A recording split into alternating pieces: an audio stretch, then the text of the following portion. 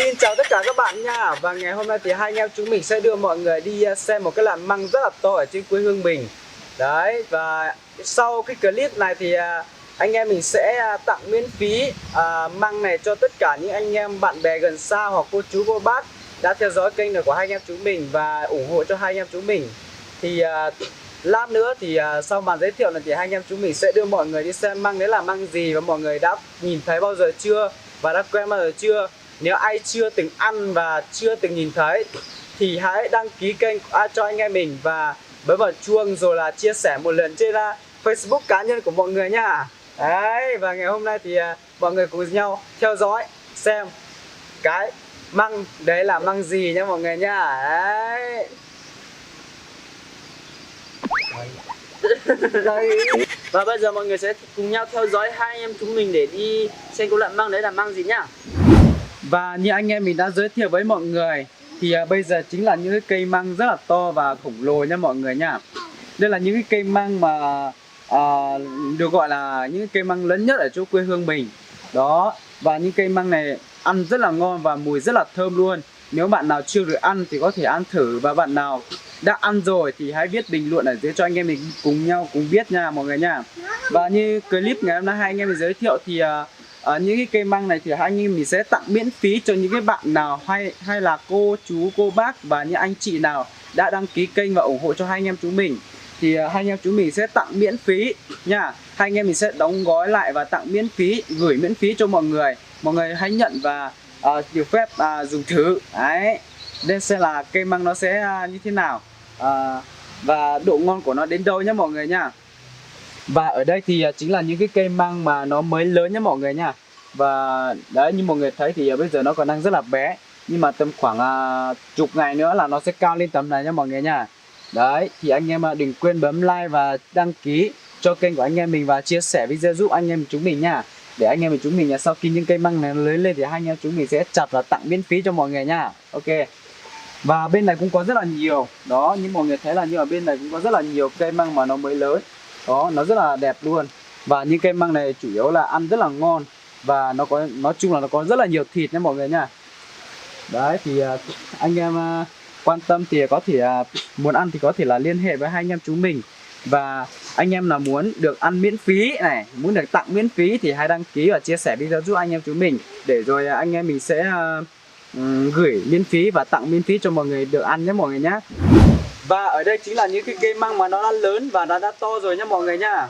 Và sau bây giờ thì hai anh em chúng mình sẽ đưa mọi người đi nhìn những cái gốc cây tre và những cái gốc cây măng nó bé hơn và dễ dàng hơn. Rồi anh em mình sẽ chọc một hai cây và bóc ra cho mọi người xem, để xem là ở trong đó cây măng nó nhiều thịt như thế nào và nó to như thế nào nhé mọi người nha. Đó, và ở đây chính là những cái cây măng mà nó đang trong quá trình lớn lên và trưởng thành nhé mọi người. Đấy, nhìn nó rất là to luôn nhé mọi người nha. Và khi bóc giá là nó sẽ có rất là nhiều thịt mọi người ạ. Ở bên cạnh này là những cái cây măng mà nó đang trong quá trình mà lớn lên nhé mọi người nha. Đấy, thì anh em muốn ăn món này và muốn thưởng thức món này của hai anh em chúng mình thì hãy ủng hộ cho hai anh em chúng mình nha. Và ngay bên này thì cũng có rất là nhiều nữa. Đấy, mọi người nhìn thấy những cây này là những cây mà đang trong quá trình mà lớn lên và trưởng thành nhé.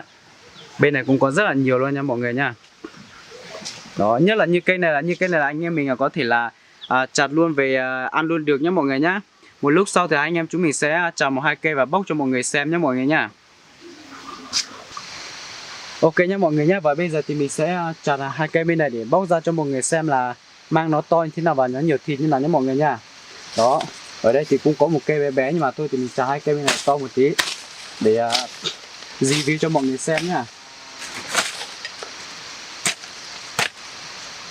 Đó, mọi người thấy cây này rất là to luôn này. Đó, cây này hiện giờ là đang to hơn một chút rồi nhé mọi người, to hơn sức tưởng tượng rồi, nhưng mà vẫn ăn được nhé mọi người nhá.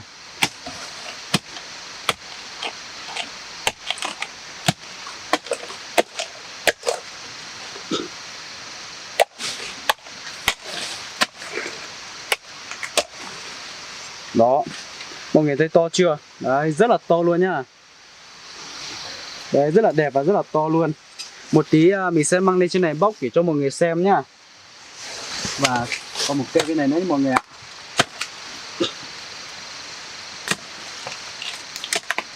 Cái bên này nó bé hơn nhá, bé hơn một tí.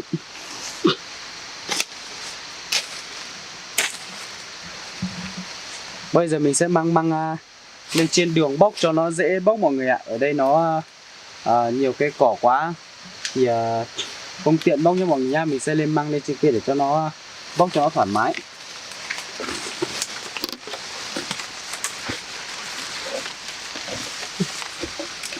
Úi dồi ôi, đường khó đi chưa.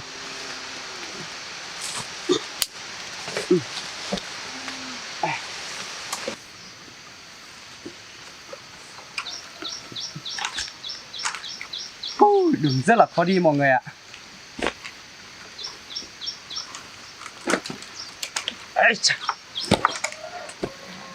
Rất là mệt luôn. Và bây giờ mình sẽ bóc măng đây mọi người nhá. Mình sẽ bóc 2 cây măng này ở đây để review cho mọi người xem là 2 cây măng này nó có ngon không nhá mọi người nhá.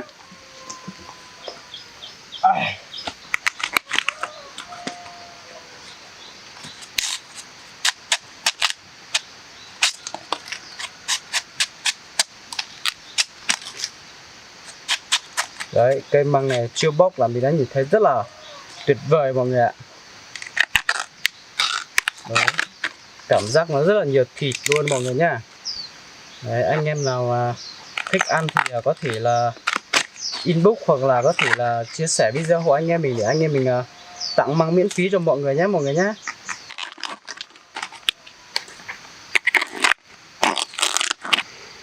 Đấy mọi người ạ, bây giờ mọi người thấy mình đã bóc xong rồi nhá. Cây măng nó có rất là nhiều thịt như này với mọi người nha. Bây giờ mình sẽ để cây măng này ở đây và mình sẽ bóc cái to hơn kia xem là cây kia sẽ như thế nào nha.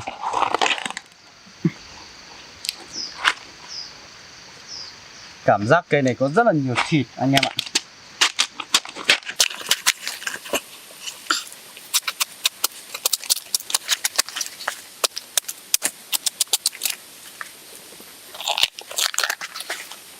Đấy, cây này vừa bóc ra đã biết là nó nhiều thịt rồi mọi người ạ.